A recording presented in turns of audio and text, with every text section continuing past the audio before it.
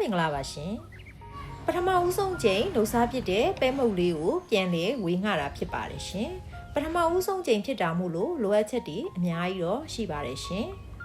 ပဲမုတ်စားလုပ်မယ်ဆိုရင်တော့စီဂျုံနဲ့ရေဂျုံဆိုပြီးနှစ်မျိုးခွဲရမှာဖြစ်ပါတယ်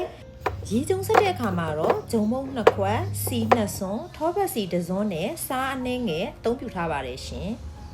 စီဂျုံစတဲ့အခါမှာတော့ဂျုံမုတ်တစ်ခွက်ကိုစီ2စွန်းနဲ့ထောပတ်စီ1စွန်းအသုံးပြုထားပါတယ်ရှင်။နေပြီးသားဂျုံလုံးတွေကိုတော့အနည်းဆုံး2နာရီလောက်နှက်ထားပေးရမှာဖြစ်ပါတယ်ရှင်။ပဲယူအတွက်ကိုတော့ကျမကတော့ပဲဝါလေးကိုအသုံးပြုထားပါတယ်ရှင်။ဂျုံမုတ်3ခွက်စာအတွက်မုတ်လုပ်မယ်ဆိုရင်ပဲဝါလေးတပူးဆိုရင်လုံလောက်ပါပြီရှင်။ပဲယူထိုးတဲ့အခါမှာတော့အချိုကမိမိစိတ်ကြိုက်ထည့်လို့ရပါတယ်ရှင်။ထောပတ်စီအနှဲငယ်နဲ့စီတစွန်းအသုံးပြုထားပါတယ်ရှင်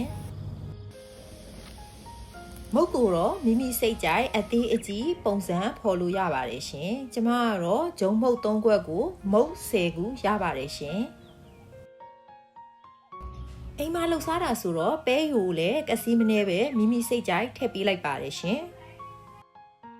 ရေကြုံကိုအပြင်မှာထားပြီးစီကြုံကိုအတွင်းထဲထည့်ပြီးဒလိန်တုံးနဲ့လှိမ်ပေးရမှာဖြစ်ပါတယ်ဒလိန်တုံးမရှိတဲ့သူတွေကလည်းအဆင်ပြေတဲ့ပုံစံနဲ့လုပ်ပြီးလို့ရပါတယ်ရှင်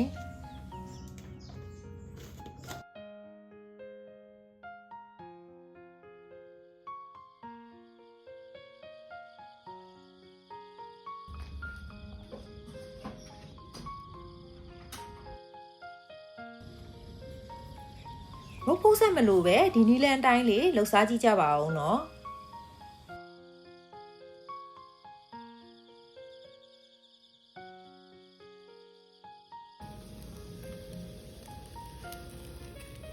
ဂျုံသားလေးနဲ့ငယ်ထူသွားတယ်ဆိုပေမဲ့မောမွာလေးနဲ့စားလို့အရန်ကောင်းပါတယ်ရှင်စားကြပါအောင်ရှင်အားလုံးကိုကျေးဇူးတင်ပါတယ်